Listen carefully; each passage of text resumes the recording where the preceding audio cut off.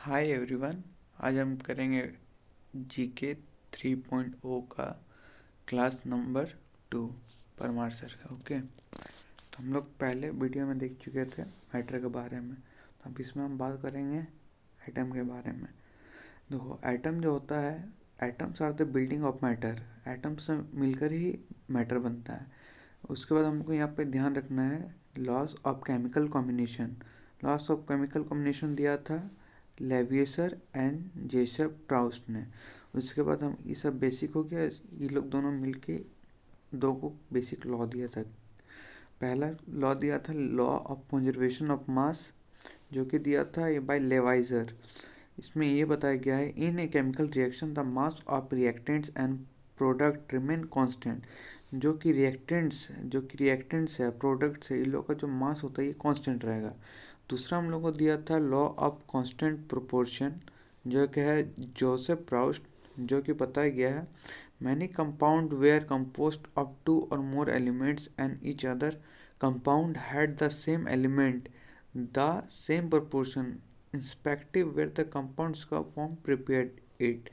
इसमें बताया गया है कि इसमें जो कंपाउंड रहता है, मतलब मिल इन लोग को H2O जैसा हो गया, CO2 कंपाउंड उसका, ये सेम प्रोपोर्शन में मिलते हैं इनके एलिमेंट से। कैसे भी उसको इसका जो प्रोपोर्शन होता है सेम प्रोपोर्शन में मिलते हैं। जैसे वाटर का कंपोनेंट H2A होगा, ठीक है, H2A होगा।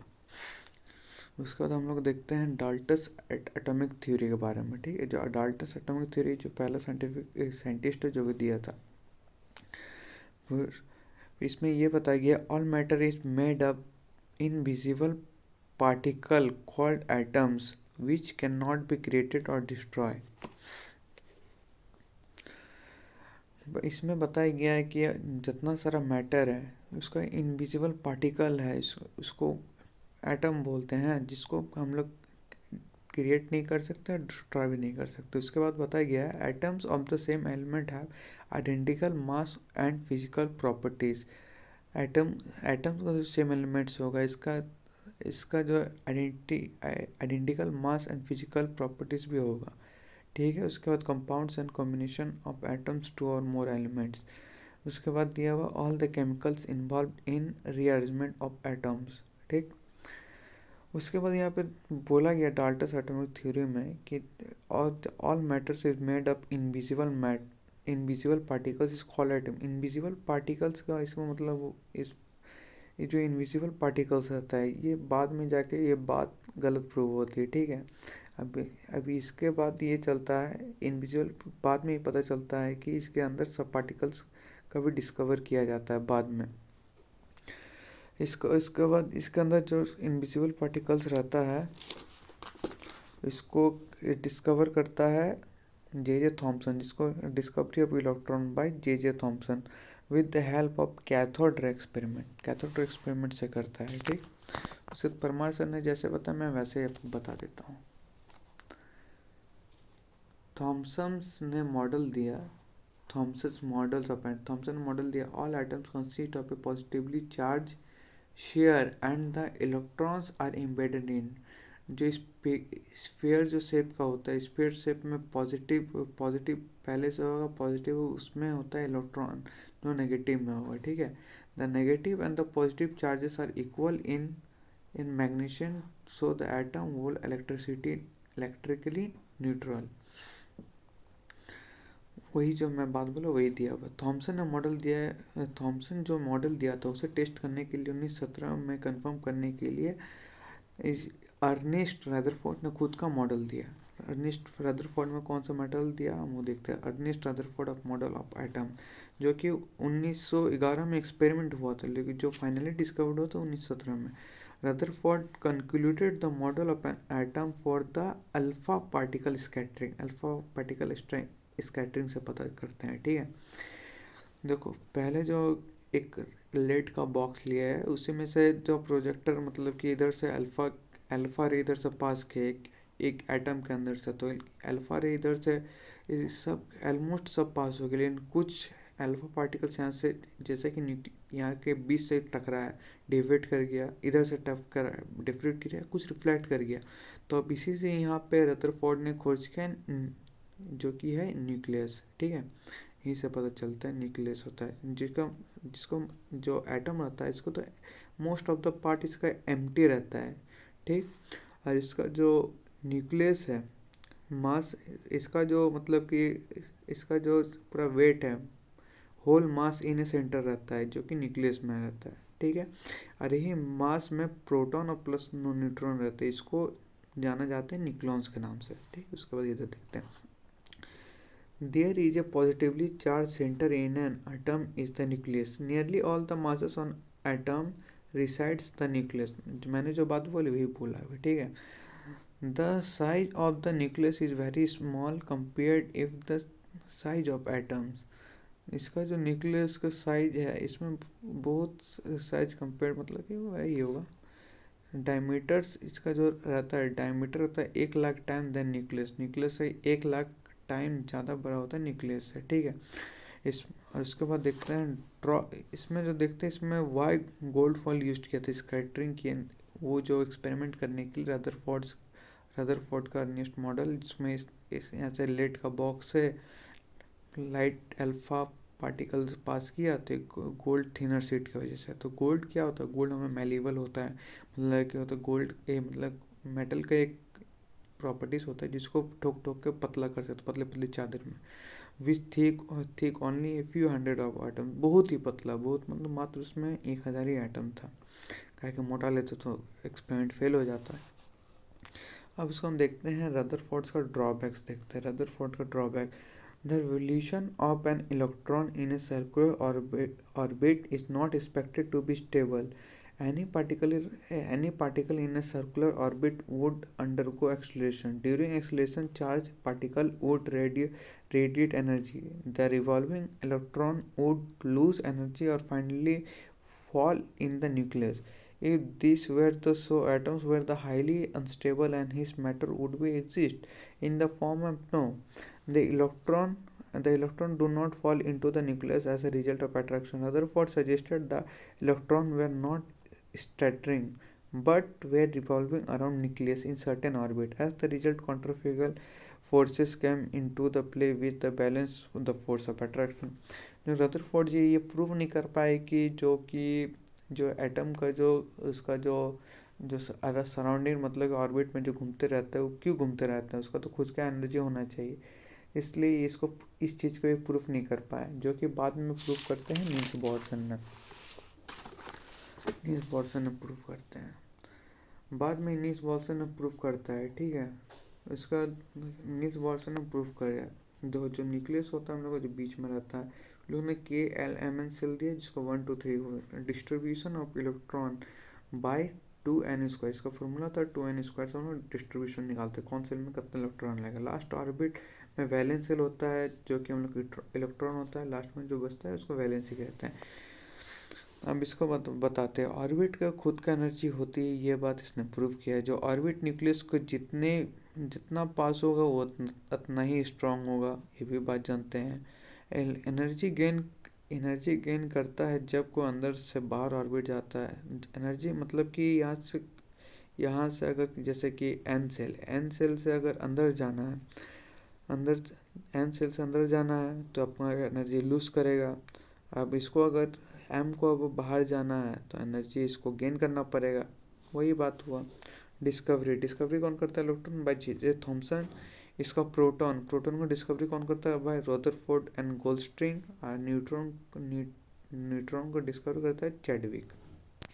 ठीक है, अब हम लोग इसके बारे में देखते हैं। अब ये पार्टिकल रहता है, पार्टिकल कौन कौन सा है, चार्ज ऑफ पार्टिकल क्या रहता है, मास क्या रहता है, लोकेशन क्या रहता है, ये मैं बता रहा हूँ। ठीक है, देखो जो इलेक्ट्रॉन रहता है, इलेक्ट्रॉन इसका रहता है -1.602 इंटू 10⁻⁻19 कूलम, इसका पार्टिकल रहता है 1 यूनिट का।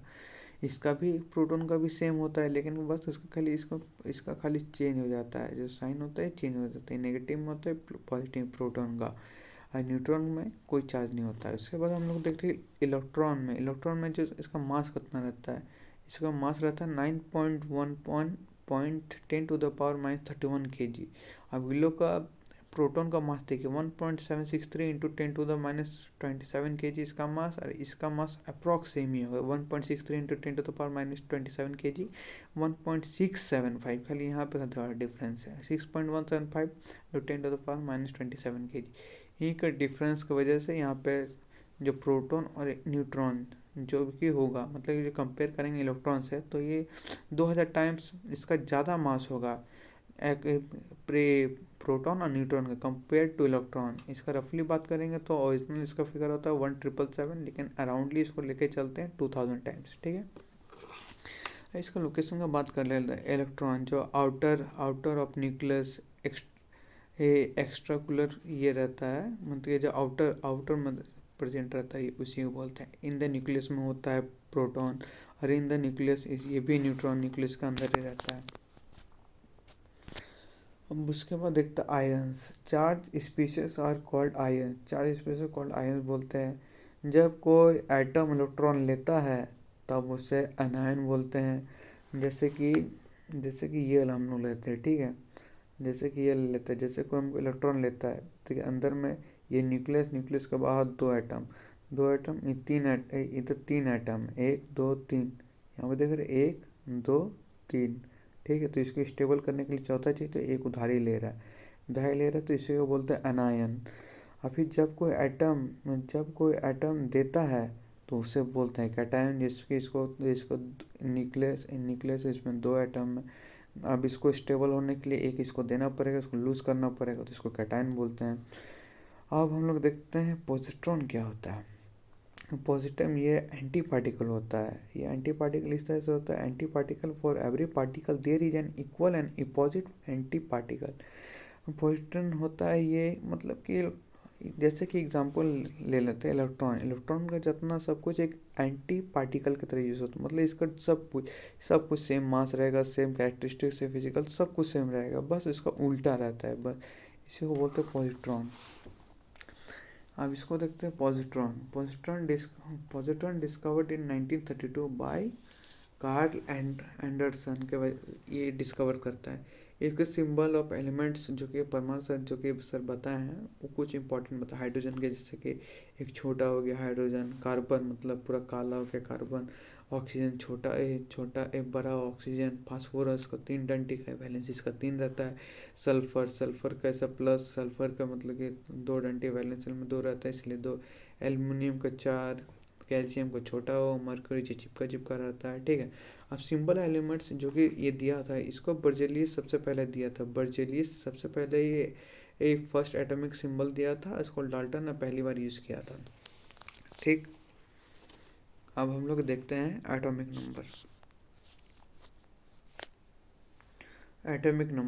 नंबर को मैं जेड से भी रिप्लेस करते हैं। वो उस पर्टिकुलर एलिमेंट्स का केमिकल प्रॉपर्टीज को निर्धारित करता है सॉरी। फिर atomic number is always whole number because they contains whole number of protons. ये हमेशा हाफ ओपन नहीं हो सकता, पूरा फुल में होगा।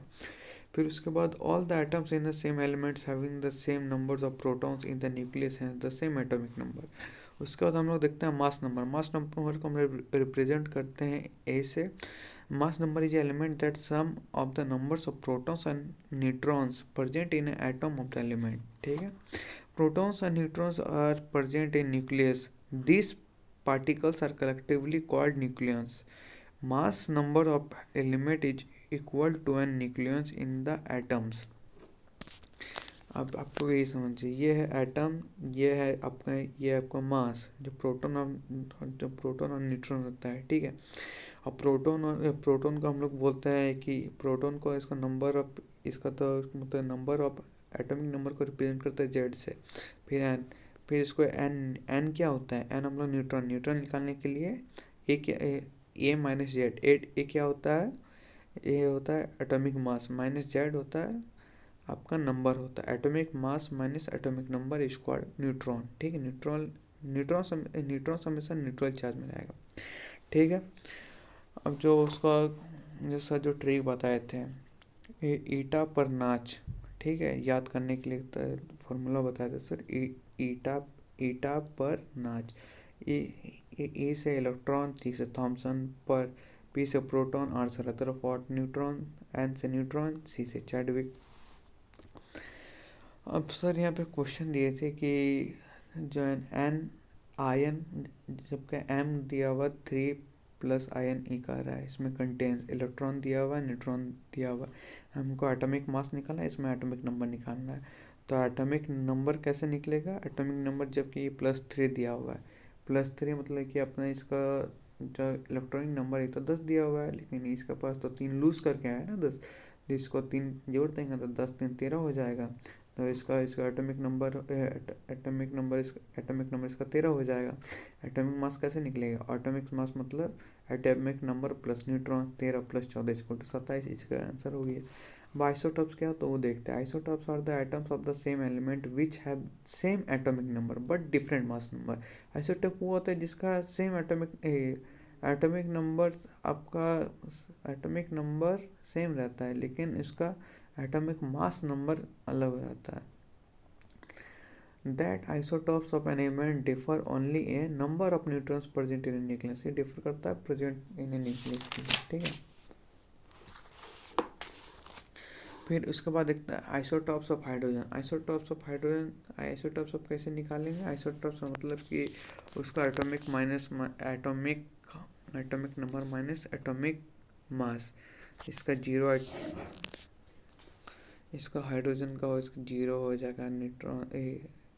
नंबर ऑफ न्यूट्रॉन्स, इसका भी न्यूट्रॉन्स 0 हो जाएगा। इसका फार्मूला भी होता है, नंबर ऑफ न्यूट्रॉन्स मतलब है atomic mass minus atomic number. ये हो गया आपका, ये हो गया एटॉमिक मास नंबर, ये हो गया एटॉमिक नंबर। इसी का सब दिया। हाइड्रोजन का 3 आइसोटॉप्स होता है, प्रोटियम, ड्यूटेरियम एंड ट्रिटियम। अब सर ध्यान रखने बोले हैं T3 के लिए ना, मैंने कहा आइसोटॉप्स तीसरा, ये जो होता है रेडियो एक्टिव इन नेचर होता है, इसमें काम आता है। आइसोटॉप्स ऑफ कार्बन देख लेते हैं।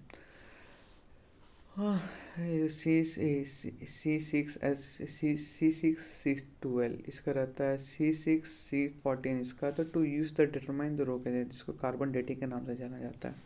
अब C13 C6, इसको बस ये 3 को दिया हुआ है।